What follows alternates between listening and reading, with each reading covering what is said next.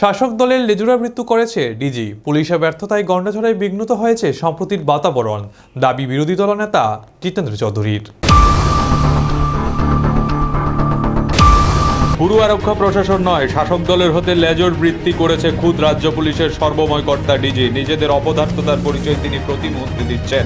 গন্ডাছড়ায় অস্থির পরিস্থিতি তৈরি হওয়ার পেছনেও তার অপদার্থতা দায়ী।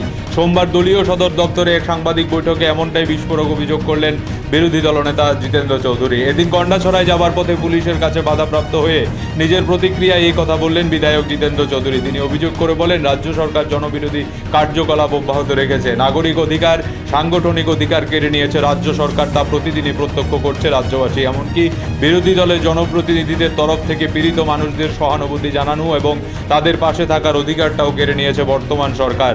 জিতেন্দ্রবাবু বলেন, ধলাই জেলা শাসক সাজু ওয়াহিদের কাছ থেকে কনফার্মেশন নিয়েই 22 জুলাই তিনি তার সফরসূচি তৈরি করেছিলেন। এক্ষেত্রে সমস্ত প্রোটোকল মানা হয়, আর তার প্রেক্ষিতে এদিন তিনি গন্ডাছড়া রওনা হয়েছিলেন সকালে। কিন্তু পুলিশের সদর দপ্তরে এসপি সিকিউরিটি থেকে হঠাৎ করেই জিতেন্দ্রবাবুকে এসকর্ট করতে নিষেধ করা হয়েছে সিকিউরিটিদের।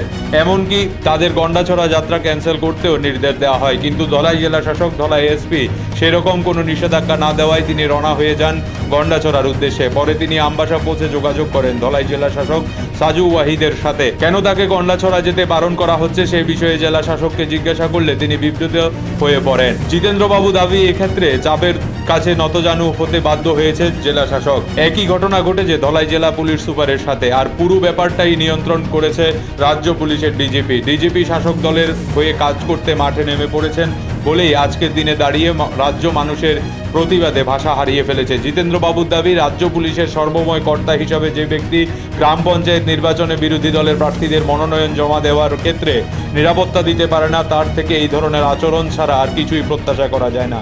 এক্ষেত্রে একজন জনপ্রতিনিধি হিসাবে তার ব্যক্তি স্বাধীনতা ও মানবিক অধিকার ক্ষুণ্ণ। তার অভিযোগ, মানুষের ব্যক্তিগত স্বাধীনতার উপর হস্তক্ষেপ করা হচ্ছে। ডিজিকে ব্যবহার করে এভাবেই শাসক দল রাজ্যকে বুকে নৈরাজ্য কায়েম করার চেষ্টা করছে। এক্ষেত্রে জিতেন্দ্রবাবু আরও বলেন, তাদের পার্টি কোনো নিষিদ্ধ পার্টি নয়। আজ যারা গন্ডাছড়ায় যাওয়ার জন্য রওনা হয়েছিলেন তারা কেউ নিষিদ্ধ ব্যক্তি নয়। তিনি নিজেও একজন জনপ্রতিনিধি এবং বিরোধী দলনেতা। মানুষের পাশে দাঁড়াবার অধিকার রয়েছে তাদের, আর সরকারি সমস্ত প্রোটোকল মেনেই তিনি করার চেষ্টা করছেন। কিন্তু একজন বিরোধী দলনেতার অধিকার যেভাবে প্রশাসনিক কায়দায় ক্ষুণ্ণ করা হয়েছে সেটা নজিরবিহীন। এক্ষেত্রে সাধারণ মানুষের অধিকারও যে বিঘ্নিত তা আর বলার অপেক্ষায় রাখে না। তাছাড়া তার অভিযোগ, যুদ্ধকালীন পরিস্থিতি নিয়ে যেভাবে দাঙ্গাবাড়িতে সিপিআইএম দলের প্রতিনিধিদের রাস্তা আটকে দেওয়া হয়েছে তা অত্যন্ত ন্যাক্কারজনক। শাসক দলের এই ধরনের ব্যবহারের প্রতি নিন্দা জানাতে গিয়ে তিনি আহ্বান জানালেন রাজ্যবাসীকে। পাশাপাশি তিনি বলেন, এই দিনে সিপিআইএম প্রতিনিধিদের সাথে যে ঘটনা ঘটেছে সে একই ঘটনা ঘটেছে কংগ্রেস বিধায়ক সুদীপ রায় বর্মনের ক্ষেত্রে। তাই জিতেন্দ্র চৌধুরী মনে করেন, ভীত সন্ত্রস্ত হয়ে পড়েছে বর্তমান সরকার, তাই প্রকৃত গণনার আড়াল চেষ্টা করছে। জিতেন্দ্রবাবুর দাবি যে গন্ডাছড়ায় কাজ নেই, রোজগার নেই, সেখানে 1 মাস ব্যাপী আনন্দমেলা হচ্ছে, সেটাও একটা ষড়যন্ত্র। কারণ আনন্দমেলাকে ঘিরে জুয়ার আসর, নেশার আসর বসিয়েছিলেন শাসক দলীয় নেতৃত্বরা। তারা লুটে পুটে নিয়েছে সাধারণ মানুষকে, আর তারই বলি হতে হয়েছে পরমেশ্বর রিয়াংকে। এই ধরনের কার্যকলাপ থেকে সরকারকে বিরত থাকার পরামর্শই এদিন দিলেন জিতেন্দ্র চৌধুরী। এদের যে ব্যর্থতা, এই যে গন্ডাছড়া ঘটনাটা হলো, কেন হলো? আনন্দ মেলা। সেই গন্ডাছড়াতে যেখানে দুদিনের সন্তান বিক্রি হয়, ওই বনের সবজি বিক্রি করে অনেক উপজাতি মা বোনদের পেট চালাতে হয়, বেকাররা কাজ পায় না, সেখানে 1 মাসের উপরে আনন্দ মেলা চলছে। এবং সেই আনন্দ মেলাতে ওপেনলি জুয়া খেলা, ওই জান্নামুন্ডি থেকে শুরু করে সব ওপেনলি সেখানে ড্রাগ বিক্রি। তার কমিশন পায় সেখানকার পুলিশের একাংশ, প্রশাসনের একাংশ, আর শাসক দলের হুমরা চুমরারা।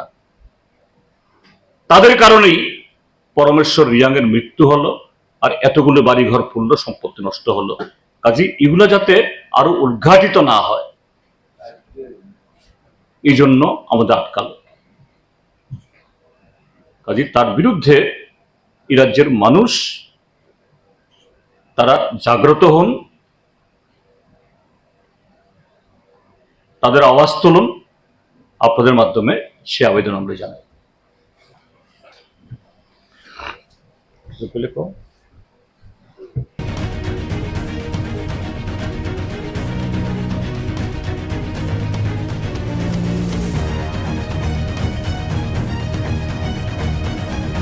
নিজস্ব প্রতিনিধির রিপোর্ট, এশিয়ান টাইমস।